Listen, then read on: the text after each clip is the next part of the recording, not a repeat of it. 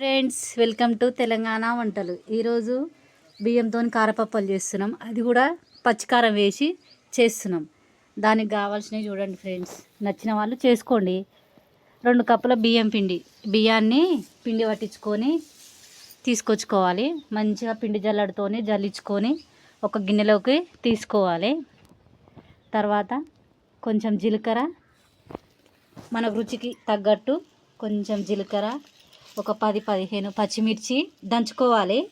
తర్వాత కొద్దిగా కొంచెం వాము వేసుకోవాలి. ఒక 4-5 రెబ్బల కరివేపాకు, కొన్ని నువ్వులు. మీకు తినాలనుకున్న వాళ్ళు వేసుకోండి, వద్దనుకున్న వాళ్ళు తీసేయండి. తర్వాత పచ్చిమిర్చి దంచుకొని మంచిగా మెత్తగా అలా కలుపుకుందాం ఫ్రెండ్స్.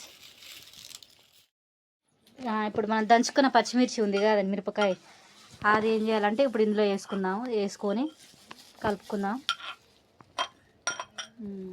వేసుకొని మిరపకాయలు కూడా చూసి వేసుకోండి, ఎందుకంటే కొన్ని మిరపకాయలు కారం ఎక్కువ ఉంటాయి, కొన్ని తక్కువ ఉంటాయి. చూసి వేసుకోండి. మేము ఇట్లా వేసుకుంటాం. మరి మీరు ఎట్లా చేసుకుంటారో మాకైతే తెలియదు కదా ఫ్రెండ్స్. మీకు నచ్చినట్టు మీరు చేసుకోండి. ఒకసారి ఇలా కూడా ట్రై చేయండి, బాగుంటాయి.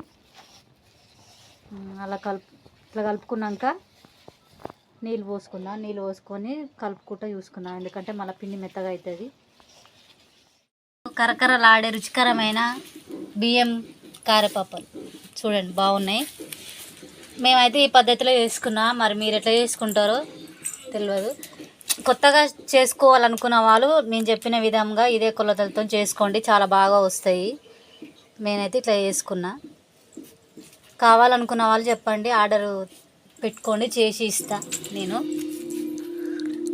వాట్సాప్ నెంబర్ ఇస్తా, స్క్రీన్ మీద చెప్పండి నాకు.